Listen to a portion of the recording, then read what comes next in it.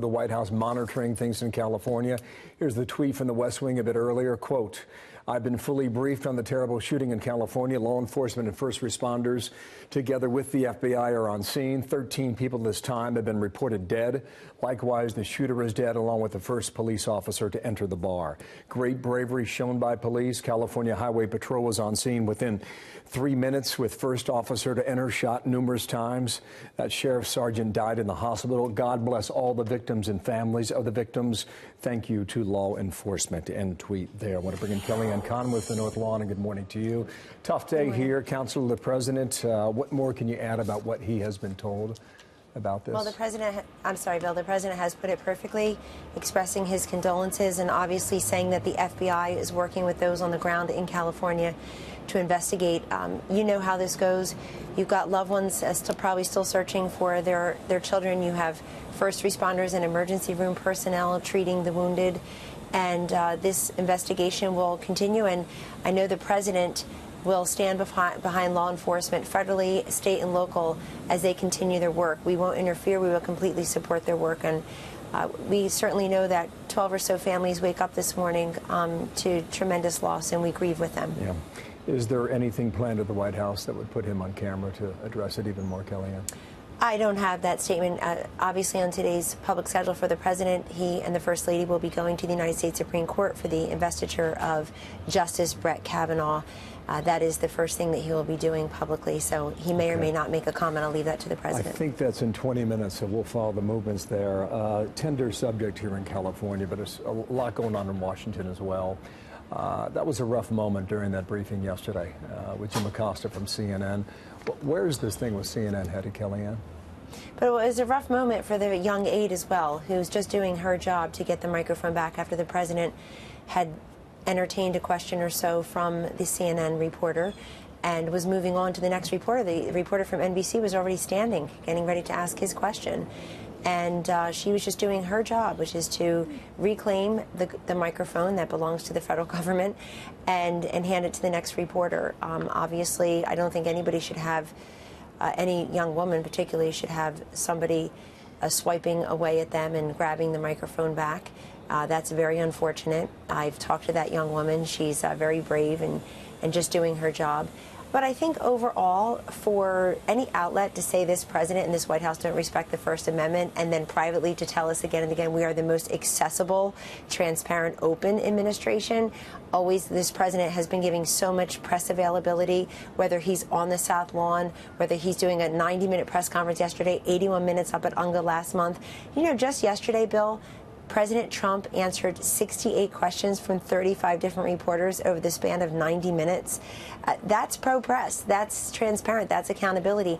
At his first press conference, after he lost double the number, after President Obama lost double the number of the House seats and took his, quote, shellacking, to use his word, he faced the press, but he took 22 questions from 10 reporters, 68 questions from 35 reporters for President Trump yesterday. Yeah. Listen, I'm not here to pick a fight today, especially in light of what's happening in California, but White House Correspondents Association put out a statement. I want our viewers to hear it now. The White House Correspondents Association strongly objects to the Trump administration's decision to use U.S. Secret Service security credentials as a tool to punish a reporter with whom it has a difficult relationship. Revoking access to the White House complex is a reaction out of line to the purported offense and is unacceptable. You know, you pulled his past last night. What does that ultimately accomplish? Look, there are journalists here at the White House and the White House Press Corps who every single day try to do their job by getting the story. Others try to get the president. They shall remain nameless right now. I think that some people like to grandstand and be part of the story. There's no question about that. We hear that from other journalists. Maybe they're not going to come forward and say that, but they say that. They think that some people, again, not naming any, why would I, make everybody look a little bit less authoritative and less biased on some days. And so that is a decision that was made, and it is, I would not expect the White House Press Association to say anything differently. But again, you have to go back to everything the president said yesterday. The president also said that his press secretary, his administration, constantly being berated by members of the press. And I'm one of the most pro-press people here. I'm on TV daily, including on other networks, not just Fox. Here's the question. There's a national tone that's running red hot right now. How do you counsel the president to try and bring that tone down? Well, the president said days ago that he would like to have a softer tone, but that he's had no choice, because he has to defend himself. He has to defend his agenda. He has to defend members of his administration, members of his family. You want to talk about a red hot tone? What about the woman who lost in 2016 who can't seem to get over it, saying that we can't be civil to people of the opposite party? What about Maxine Waters saying, you see members of the cabinet get up in their faces? Now she's set to be a chairman of an important committee. Jerry Nadler just yesterday on a train ride down from New York to Washington was caught by a reporter saying that he's going to work to impeach President Trump and impeach Justice Kavanaugh. You want to talk about red hot tone and substance? There it is. It's dangerous. Yeah, I've been physically touched by people. I've been yelled at. My kids have been threatened. Tucker Carlson, your colleague, had a mob show up at his house last night. His wife was hiding in a pantry.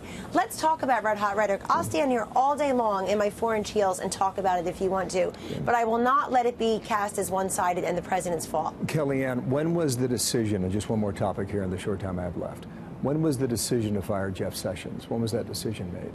Well, the president obviously asked for his resignation yesterday. He tendered it.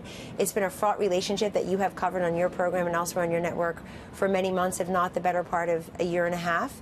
It's been a long time coming. But look, I think many people, including the president yesterday, commended General Sessions for his years, his service. He's been a public servant for 40 years down in Alabama, here in the United States Senate, and as Attorney General. But I think it's very commendable and notable that the president is auguring for a continuum by having the chief of staff to the attorney general, who's been there for over a year on the job, be the acting attorney general, quote, until a permanent replacement can be nominated, and keeping in his job the deputy attorney general, Mr. Rosenstein. So this is a continuum. The Mueller investigation will continue. I would note for you the ABC News polling that came out 2 days ago. Okay. 42% say they approve of the way Mueller's handling the investigation. 46% disapprove. And in a separate question, 41% say that the investigation is justified, and 54% believe it's politically motivated. That's ABC News data. Yeah, understood. Kellyanne, I apologize. We've got some more breaking news. Believe it or not, absolutely. This is the tone by which we operate now, the speed, but I hope you come back. Thank you so much. Thank you, Bill. Kellyanne Conway from the North Lawn. Appreciate it.